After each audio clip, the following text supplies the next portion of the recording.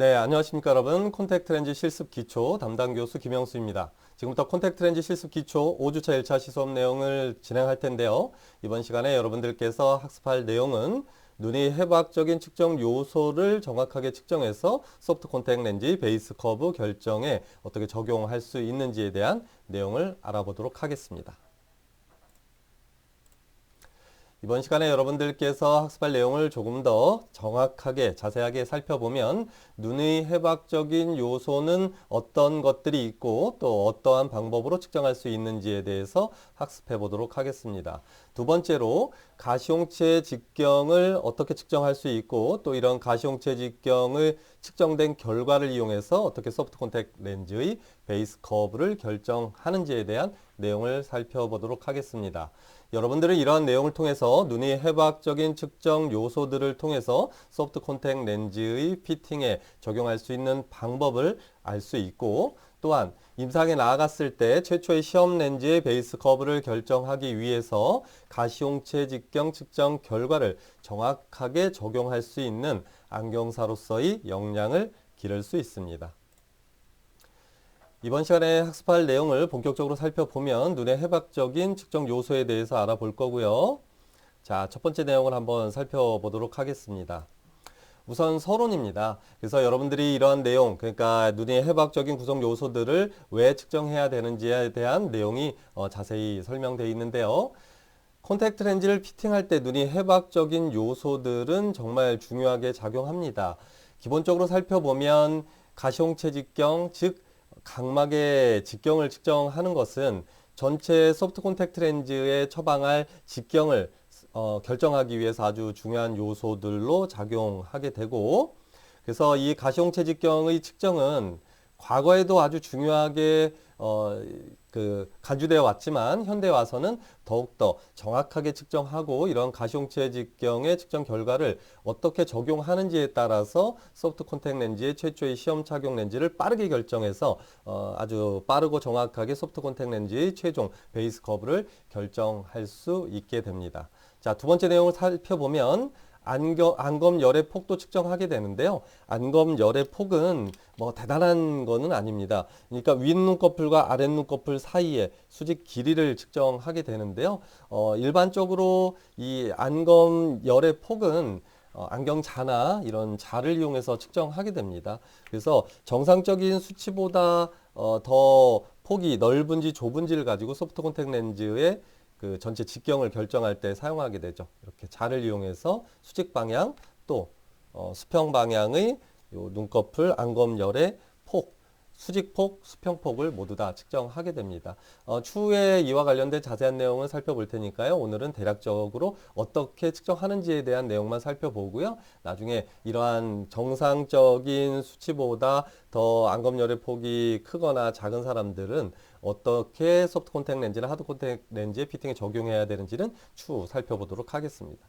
자, 세 번째, 동공의 크기를 측정해야 하는데요. 동공의 크기는 소프트 콘택트 렌즈나 하드 콘택트 렌즈의 광학 부직경의 크기를 결정하는 아주 중요한 요소가 되겠습니다. 왜 그러냐면 간단하게 살펴보면 동공의 크기가 이 정도 대략 보통 밝은 곳에서 한 3mm에서 4mm 정도 되는 것으로 알려져 있는데요. 그래서 소프트 콘택트 렌즈를 착용시켰을 때, 자, 그림을 한번 그려볼게요. 소프트 콘택트 렌즈를 착용시켰을 때, 이 소프트 콘택트 렌즈의 광학부가 전체 동공을 모두 포함할 정도로 직경이 여유가 있다면 큰 문제가 되진 않지만, 만약에, 다른 예를 한번 들어보죠. 동공의 크기가 아주 큰 상태에서 소프트 콘택트 렌즈를 처방했을 때, 소프트 콘택트 렌즈의 전체 직경이 한 이 정도 된다고 보고요.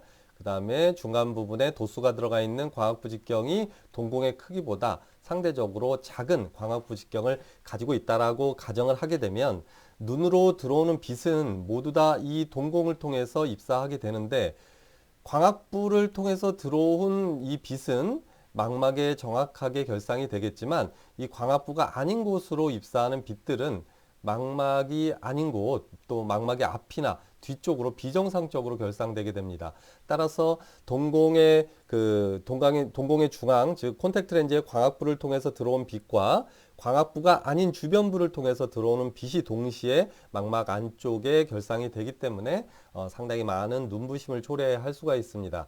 특히 이렇게 소프트 콘택 렌즈의 광학부 직경이 야간의 경우에는 동공의 크기가 커지기 때문에 일반적으로는 야간의 동공의 직경, 그러니까 실제로 어두운 곳에서 동공의 직경을 측정하고 어두운 곳에서 동공의 직경이 예를 들어서 7mm라고 하면 최소한 소프트 콘택 렌즈의 직경은 이 동공의 직경보다 커야 하기 때문에 8mm 이상의 직경을 가져야만 이런 좀 전에 설명한 것과 마찬가지로 어떤 눈부심이라거나 야간의 빛번짐이라거나 이러한 불편한 요소들이 발생하지 않는다라고 생각하면 좋겠습니다. 따라서 이런 동공의 크기를 측정하는 것은 아주 중요하겠죠.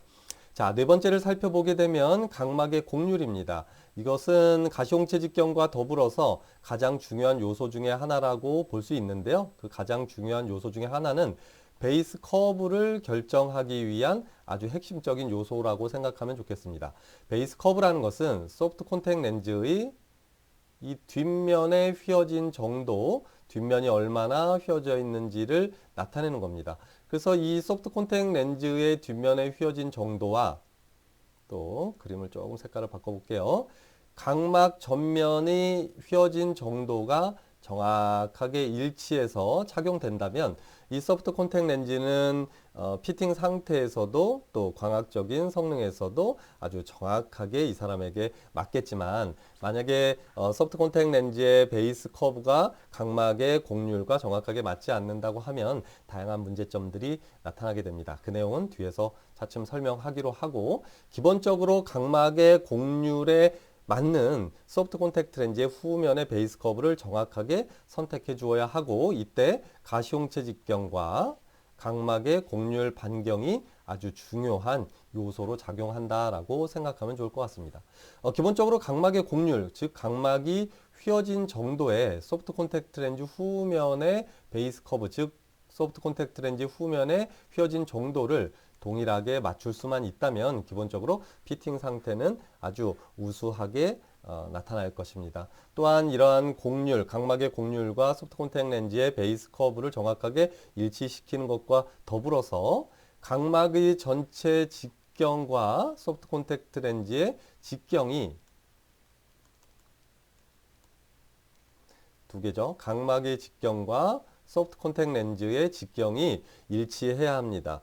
그런데 실질적으로는 각막의 직경보다 소프트 콘택 렌즈는 약간 크게 피팅해야 하고 또 하드 렌즈 같은 경우는 각막의 직경보다 약간 작게 피팅을 하게 됩니다. 이건 또 추후에 말씀드리도록 하겠습니다. 어찌됐든 가시홍채 직경과 각막의 곡률 반경은 소프트 콘택 렌즈의 베이스 커브를 결정하는 아주 중요한 요소로 작용한다. 라고 이해하고 넘어가도록 하겠습니다. 자, 다섯 번째는 순목 횟수입니다. 그러니까 어떤 사람이 눈을 깜빡깜빡하는 것을 순목이라고 하고 다른 말로 눈 깜빡이 횟수라고도 하는데 어떤 사람은 눈을 이렇게 빨리빨리 깜빡깜빡깜빡깜빡 하는 경우도 있을 거고요. 어떤 사람은 눈을 깜빡이지 않고 어쩌다가 한 번씩 깜빡 또 뭐 한 1분 있다가 깜빡 뭐 그런 경우는 없지만 극단적으로 설명했을 때 그렇다는 얘기입니다. 그러니까 눈을 빠르게 깜빡이는 사람과 눈을 아주 느리게 깜빡이는 사람이 있겠죠. 물론 정상적인 보편적인 상황에 들어가는 사람들이라면 소프트 콘택 렌즈든 하드 콘택 렌즈든 피팅하는데 큰 문제가 없겠지만 좀 전에 설명한 것처럼 과도하게 눈을 빠르게 깜빡인다거나 아니면 너무 느리게 깜빡이게 된다면 이 또한 소프트 콘택 렌즈나 하드 콘택 렌즈 피팅에 아주 중요한 문제 요소로 작용할 수도 있습니다. 마지막으로 안검의 탄력도인데요. 이 앞쪽에 5가지 요소들은 사실은 이런 수치상으로 측정하기가 상당히 편합니다. 그러니까 가시홍채 직경은 몇 밀리미터, 안검 열의 폭은 수직 방향 몇 밀리미터, 수평 방향 몇 밀리미터, 동공의 크기 3밀리미터, 4밀리미터. 네, 각막의 곡률 반경은 곡률은 예를 들어서 43다이옵터, 45다이옵터. 또 곡률 반경으로 표현하면 7.80, 8.0 이렇게 수치로 표현할 수 있겠고 순목의 횟수는 일반적으로 1분당 눈을 깜빡인 횟수를 측정하게 되는데요.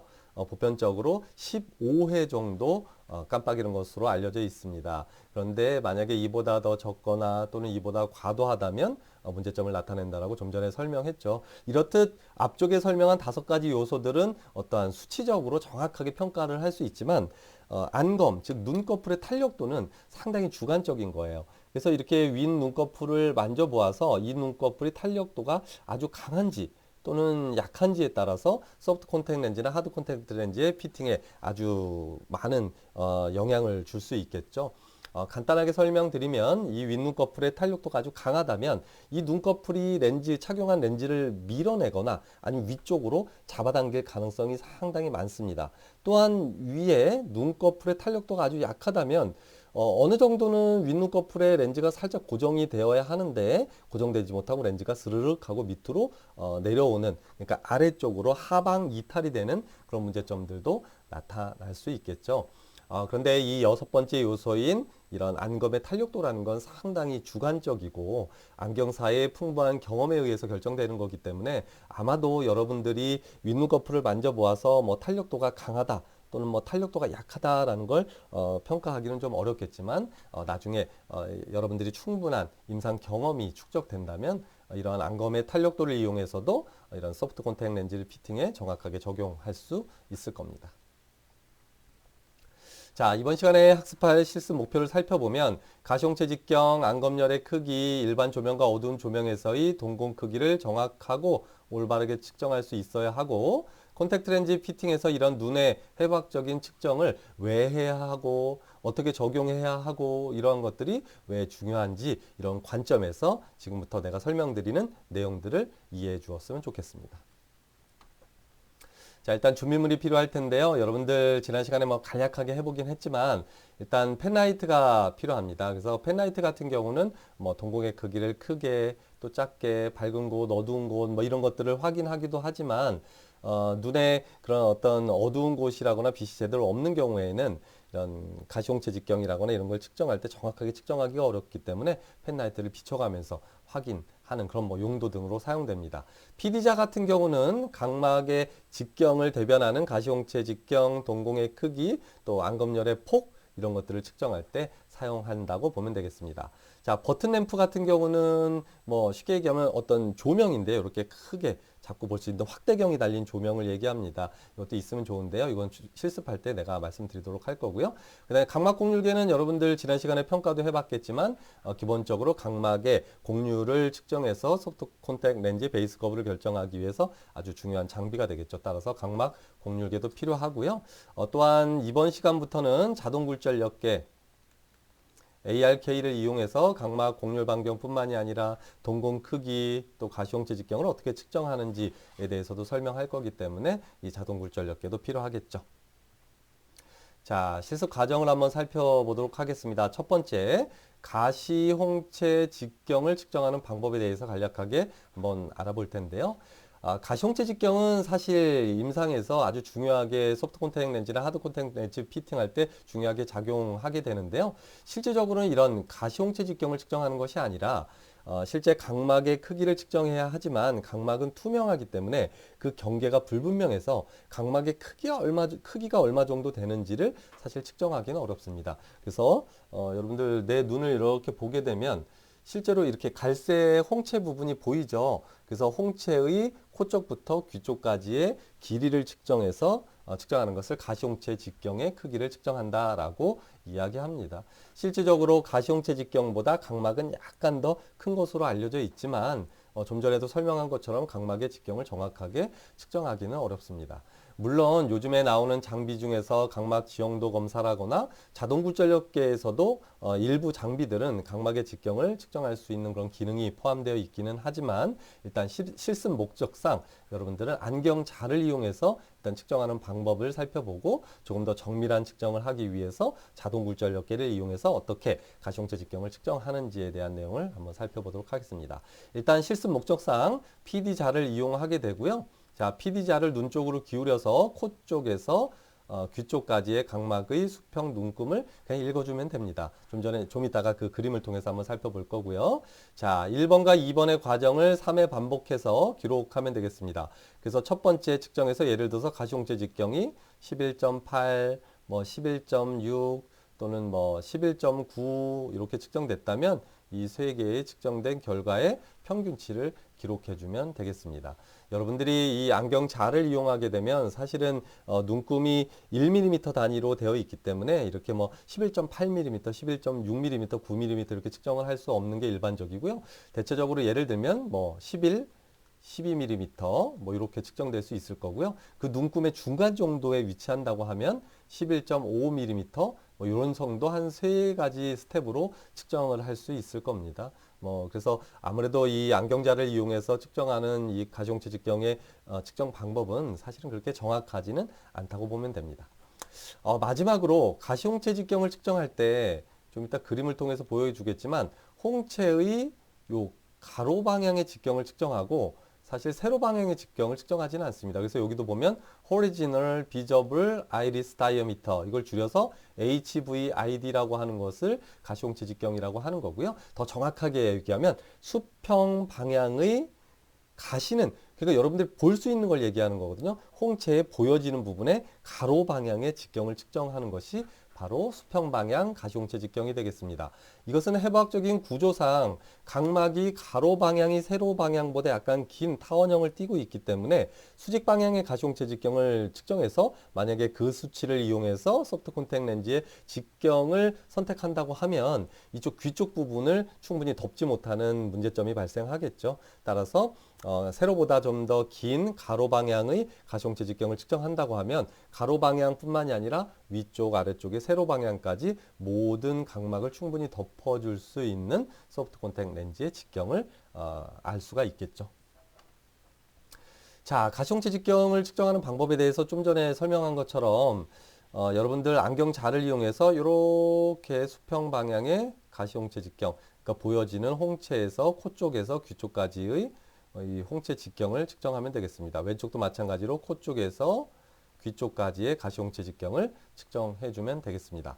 그래서 일반적으로 가시홍채 직경의 평균치는 11.8mm 정도 되는 것으로 알려져 있고 뭐 소수점까지 그냥 반올림하면 대략 한 12mm 정도 된다라고 알려져 있습니다. 그래서 이 각막의 일반적인 직경이 12mm 전후라고 보면 되고요. 그래서 만약에 어찌됐든 11.8mm보다 더 큰 가시홍채 직경을 가진다면 평균치보다 각막의 크기가 크다고 보면 되고요. 11.8mm보다 가시홍채 직경이 작다고 하면 평균치보다 좀 작은 각막을 가지고 있다라고 판단하시면 되겠습니다. 자, 그런데 이런 잠깐만요. 그렇죠. 가시홍채 직경과 더불어서 또 동공 크기의 측정도 동일한 방법으로 측정하는데요. 안경 자를 이용해서 명실과 암실, 즉 어두운 곳과 밝은 곳 두 가지로 나누어서 이 중앙 부분의 동공의 크기를 측정하게 됩니다. 좀 전에 서두에서도 설명한 것처럼 이런 동공의 크기를 정확하게 측정해야 하는 이유는 동공의 크기보다 처방되는 소프트 콘택 렌즈나 하드 콘택 렌즈의 광학부 직경이 훨씬 더 커야 합니다. 그래서 동공의 크기가 비정상적으로 좀 크다면 하드 렌즈나 소프트 콘택트 렌즈의 전체 직경을 늘려주어서 광학부 직경도 동일하게 크게 만들어서 충분히 동공을 덮을 수 있게 해줘야 합니다. 자, 그러면 여러분들이 임상적으로 이런 안경자를 이용해서 이런 동공의 크기라거나 가시홍채 직경을 측정한다라고 생각할 수도 있겠지만 임상에서는 이런 방법은 잘 사용하지 않습니다. 여러분들 그냥 실습 목적상 한번 이렇게 측정하는 방법도 있다는 거 알려주는 거고요. 실제로 지난 시간에 여러분들이 실습할 때 한 번씩 해봤듯이 자동 굴절력계를 이용해서 가시홍채 직경이나 동공의 크기를 측정했었죠. 그 내용을 한번 동영상을 통해서 보면서 한번 살펴볼게요. 자, 기본적으로 자동 굴절력계를 이용해서 이렇게 굴절 이상도와 이 밑에 보면 베이스 커브를 측정할 수 있겠죠. 이렇게 측정을 한 후에 다시 자, 모드를 들어가게 되면 중간에 지금 살짝 좀 못 봤죠. 한번 볼게요. 조금만 뒤로. 자, 여기 보면 뭐 다양한 특수 모드가 있어요. 이건 장비의 모델에 따라서 좀 다르고 회사에 따라서 조금씩 차이는 있긴 하지만 거의 유사합니다. 그래서 이 휴비치의 모델에서는 여기 아래쪽 하단의 오른쪽에 보면 이런 특수 모드로 들어가는 그 기능 버튼이 있고요. 얘를 터치해 주게 되면 컬러 같은 경우는 이 눈을 이 보통 자동 굴절력기는 흑백으로 관찰하면서 측정을 하는데요. 눈을 컬러의 형태로 바라볼 수 있기 때문에 예를 들어서 플로레세인으로 눈을 염색한 그 염색 상태를 확인한다거나 할 때는 이 컬러 모드를 사용하고 오늘 우리가 주로 사용할 것은 이 사이즈 모드입니다. 그래서 각막의 크기라거나 동공의 크기라거나 또는 경우에 따라서는 어떤 각막에 손상이 있는 부위가 있다면 그 손상이 나타난 그 부위가 어느 정도 직경인지 뭐 다양한 이런 직경들을 측정할 수 있는 장비가 되겠습니다. 그 다음에 여기 Z맵이라고 되어 있는 거는 고위수차를 측정할 수 있는 모드가 되겠고요. 또 여기 레트로 일루미네이션이라고 되어 있는 부분은 역광 기능을 이용해서 눈 안쪽에 각막의 혼탁이라거나 수정체의 혼탁이라거나 뭐 유리체의 혼탁이라거나 이렇게 한 전완부 쪽의 앞쪽에서 그러니까 유리체의 앞쪽에 해당하는 다양한 눈 매체의 혼탁 유무를 확인할 수 있는 기능도 있습니다. 또 아직까지 배우진 않았지만 다음 시간에 배울 텐데요. 이 TBUT 검사라고 해서 눈물막 파괴 검사를 통해서 안구건조증이 있는지 없는지 뭐 이런 것들도 평가할 수 있고 또 마이봄선도 평가할 수 있는 그런 기능도 여러 가지 있습니다. 하지만 오늘은 어쨌든 이 사이즈 모드를 이용해서 가시형체 직경과 동공의 크기를 측정하는 방법을 한번 살펴보겠습니다. 자, 눌렀죠? 그럼 이렇게 수직의 바가 두 개가 딱 생기죠? 요 수직파. 그래서 조이스틱의 버튼을 한번 꾹 하고 누르면 자동적으로 동공의 크기는 측정되게 되어 있습니다. 선명하게 일단 맞추고요. 조이스틱 버튼 제가 요 밑에는 안 보이겠죠? 지금 버튼을 딱 누른 겁니다. 그러면 좀 전에 어떻게 됐나요? 잠깐만. 아이고, 이게 조작이 원활하지 않네. 어찌됐든 그냥 설명할게요. 이게 파란 선이 초록색으로 바뀌면서 이렇게 동공의 크기가 측정됐죠. 밑에 보면 5.9mm라고 확인이 됐죠. 근데 미세 조정은 좀 해주는 게 좋습니다. 그 다음에 양옆으로 이 버튼을 눌러서 이 선을 양옆으로 늘려주죠. 쭉 늘려서 코 쪽과 귀 쪽에 지금 이쪽이 코 쪽이죠. 코 쪽과 귀 쪽이 보여지는 홍채의 수평 방향의 직경을 측정하게 됩니다. 그러면 좀 전에 몇이 측정됐나요? 12점 몇 이렇게 측정이 됐었죠. 그래서 이러한 방법으로 임상에서는 안경자를 이용해서 그냥 뭐 이렇게 뭐랄까 정확한 수치도 아니고 대략적인 수치를 측정하는 것이 아니라 정말 0.1mm 단위까지도 이런 가시형체 직경이라거나 동공의 크기를 아주 정확하게 측정할 수 있다라고 생각해 주면 좋겠습니다. 하지만 여러분들은 실습 목적상 일단 안경자를 이용해서 동공의 크기를 측정하는 방법, 또 안경자를 이용해서 가시형체 직경을 측정하는 방법을 실습할 거고요. 또 이 실습이 끝나면 이제 본격적으로는 임상에서 사용하고 있는 이런 자동 굴절력계를 이용해서 어떻게 하면 더 정밀하게 이런 수치들을 측정할 수 있는지에 대해서 알아볼 예정입니다. 자, 동공의 크기는 일반적으로 뭐 한 5mm에서 7mm 정도 되는 것은 어두운 곳을 얘기하는 겁니다. 그래서 명실에서는 이거보다 조금 더 작겠죠. 그러니까 밝은 곳에서는 대략 한 3mm에서 4mm, 커도 한 5mm를 넘지 않습니다. 그래서 대략 한 4mm 정도가 밝은 곳에서의 일반적인 젊은 사람들의 동공의 크기이고요. 나이가 들어가면 들어갈수록 동공의 크기는 작아진다는 걸 알고 있죠. 그것도 좀 감안해야 하고요. 근데 이제 어두운 곳에서는 보통 한 5mm에서 때에 따라서는 한 7mm, 정말 큰 경우에는 8mm 정도의 동공을 가진 사람들도 있습니다. 그래서 여러분들이 이 동공의 크기를 측정해서 알아야 할 건 뭐냐면 만약에 어두운 곳에서 측정했을 때 5mm보다 작다면 사실은 어떤 콘택트 렌즈를 피팅하는데 큰 문제적인 요소로 적용되지는 않습니다. 작용하지는 않지만 동공의 크기가 7mm보다 만약에 크다면 이런 소프트 콘택트 렌즈의 전체 직경을 조금 더 크게 해주어서 서두에서 설명한 것처럼 어떤 빛번짐이라거나 눈부심이라거나 이런 것들이 발생하지 않도록 만들어주는 것이 중요하겠습니다. 자, 이번에는 안검열의 폭을 측정하는 방법에 대해서 살펴볼 텐데요. 안검열의 폭은 수직폭과 수평폭을 모두 측정하게 되어 있는데요. 사실 이 수평폭은 크게 중요하지는 않습니다. 수평폭 같은 경우는 대략 한 15mm 정도 전후되는 것으로 알려져 있고요. 하지만 이 수평폭이 뭐 극단적으로 좁은 경우가 아니라면 소프트 콘택트 렌즈의 피팅에는 크게 중요한 요소로 작용하지는 않지만 이 수직 방향의 이 안검열의 폭은 눈꺼풀 열린 폭의 경우에는 상당히 소프트 콘택 렌즈나 하드 콘택 렌즈 피팅에서 중요하게 작용합니다. 왜 그러냐면 눈이 너무 이 수직 안검열의 폭이 크다면 소프트 콘택 렌즈나 하드 콘택 렌즈를 지지해주는 역할이 좀 떨어지게 되고요. 또 반대로 이 수직 안검열의 폭이 작다면 소프트 콘택 렌즈의 윗부분을 많이 덮어주기 때문에 아무래도 물리적으로 이 소프트 콘택 렌즈의 눈꺼풀의 작용이 심하게 영향을 미칠 가능성이 크다라고 생각해주면 좋겠습니다. 자, 마지막으로 안검열의 폭을 측정했다면 기록하는 방법을 좀 살펴볼 텐데요. 일반적으로 아랫눈꺼풀은 각막의 아래쪽 가장자리를 살짝 이렇게 걸치는 정도에 위치하는 것이 정상이고요.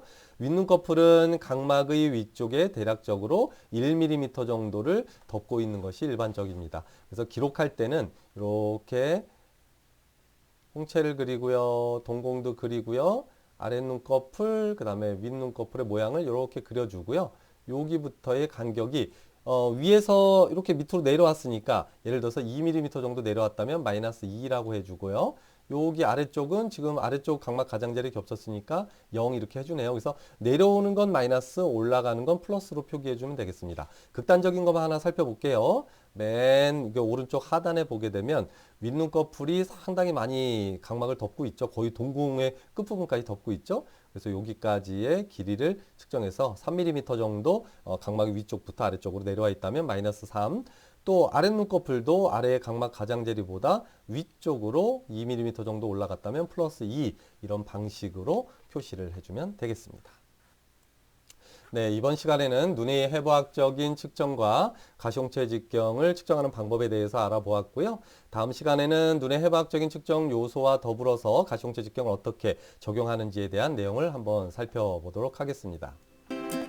여러분들은 이번 시간에 학습한 내용을 통해서 눈의 기본적인 해부학적인 요소들을 정확하게 측정해서 어떻게 하면 소프트 콘택 렌즈에 적용하는지의 딱 전 단계까지 학습했다라고 생각하면 좋겠습니다.